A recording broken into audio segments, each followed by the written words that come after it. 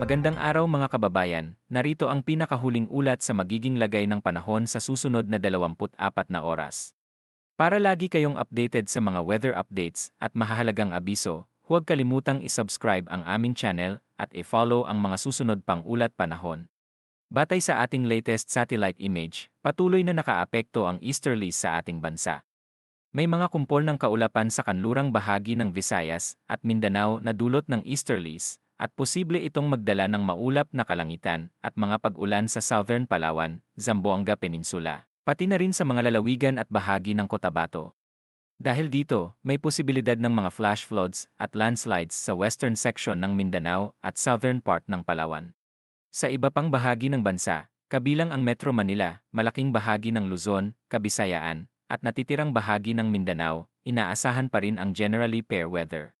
Gayunpaman, posible pa rin ang mga localized thunderstorms na karaniwang hindi naman nagtatagal at hindi inaasahang magiging malalakas.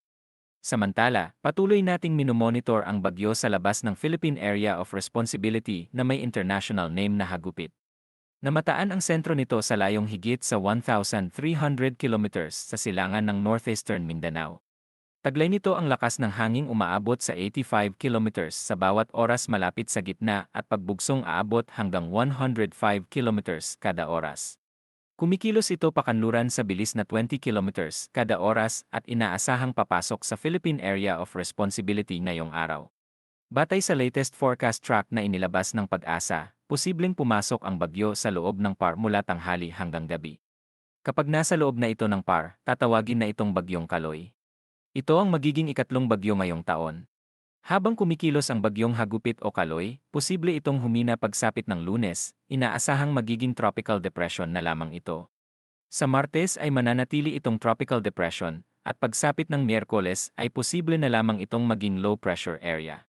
Bagamat nasa karagatan pa ang sistema, hindi ito inaasahang lalakas dahil bukod sa init ng dagat, isa sa mga pangunahing salik na nakaapekto rito ay ang mataas na vertical wind shear. Ito ang pagbabago ng direksyon ng hangin sa iba't ibang antas ng atmosfera. Dahil malakas ang wind shear sa lugar, posible nitong sirain ang estruktura ng bagyo kaya't hindi paborable ang kondisyon upang lalo pa itong lumakas. Gayunpaman, patuloy pa rin natin itong babantayan. Bagamat hindi ito inaasahang tatama sa kalupaan ng bansa, posible pa rin itong magdala ng maulap na kalangitan at pag-ulan pagsapit ng Martes o Miyerkules sa silangang bahagi ng Eastern Visayas at southern portion ng Bicol Region.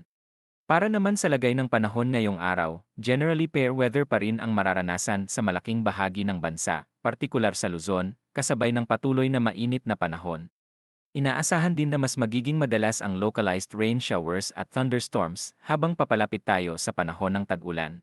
Sa Palawan, Visayas, at Mindanao, mataas pa rin ang posibilidad ng maulap na kalangitan at mga pag-ulan, lalo na sa Palawan dahil sa mga kaulapang dala ng easterlies. Sa Kalayaan Islands, ang temperatura ay maaring umabot sa 31 degrees Celsius, habang sa Puerto Princesa ay hanggang 32 degrees Celsius. Sa malaking bahagi naman ng Kabisayaan, inaasahan ang mas magandang panahon bagamat posible pa rin ang localized thunderstorms. Sa Mindanao, inaasahang mababawasan na ang mga pag-ulan ngayong araw, bagamat posible pa ring maging maulap ang kalangitan sa western section ng Mindanao, partikular sa Zamboanga Peninsula. Sa ngayon ay wala namang nakataas na gale warning sa anumang bahagi ng bansa, kaya ligtas pumalaot ang mga sasakyang pandagat at maliliit na bangka. Gayunpaman, pinapayuhan pa rin ang ibayong pag-ingat lalo na kapag may thunderstorms dahil maaari nitong palakasin ang alon sa karagatan. Sa mga susunod na araw, inaasahang mananatili ang generally fair weather sa malaking bahagi ng Luzon, kabilang ang Metro Manila, Baguio, at Legazpi mula Linggo hanggang Martes. Sa Kabisayaan, partikular sa Tacloban, posible ang mas maulap na kalangitan pagsapit ng Martes dahil sa magiging epekto ng Bagyong Kaloy habang nasa loob ito ng PAR. Posibleng magdala ang mga kaulapan nito ng mga pag-ulan sa Eastern Visayas. Samantala, sa Metro Cebu at Iloilo ay inaasahan pa rin ang generally fair weather maliban sa mga localized thunderstorms. Sa Mindanao, inaasahan din ang bahagyang maulap hanggang maulap na kalangitan sa mga susunod na araw. Sa kabuuhan, mananatili ang posibilidad ng localized thunderstorms sa iba't ibang bahagi ng Mindanao sa mga susunod na araw.